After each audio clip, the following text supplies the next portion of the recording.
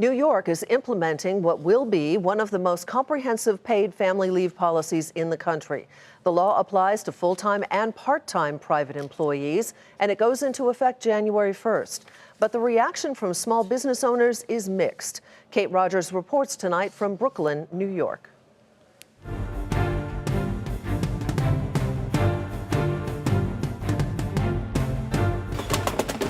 At Brooklyn-based Uncommon Goods, workers bringing home a new child or facing challenges in caring for a sick loved one don't have to make tough decisions about choosing work over family.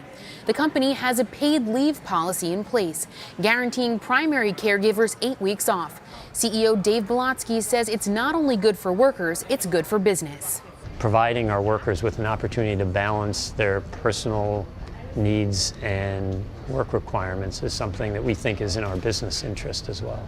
On January 1st, other small businesses in New York State will be offering similar policies as the state implements what's being hailed as one of the most progressive paid leave laws in the nation. The program, phased in over time, allows up to 12 weeks of paid time off for a new child, including adopted or foster children, as well as ill family members.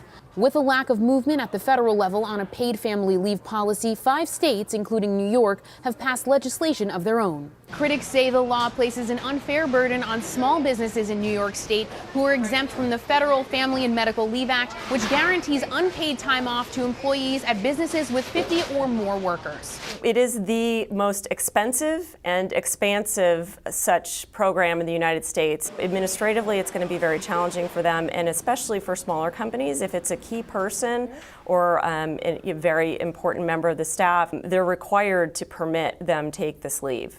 And while many on Main Street are focusing on higher priority items in Washington like health care and tax reform, experts say paid leave policies should be on the radar. It's actually very complex with a lot of nuances. There's a lot of monitoring, a lot of reporting going on. There's a lot of different regulations within each state and jurisdiction. So I think it's something that they do need to be aware of and could be very complex to comply with. And while Bielotsky acknowledges those challenges, especially for smaller companies, he maintains the benefits outweigh any cons, especially in the long term.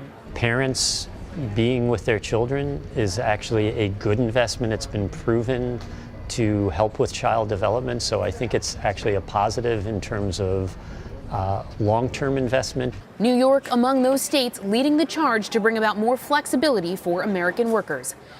For Nightly Business Report, I'm Kate Rogers in Brooklyn, New York.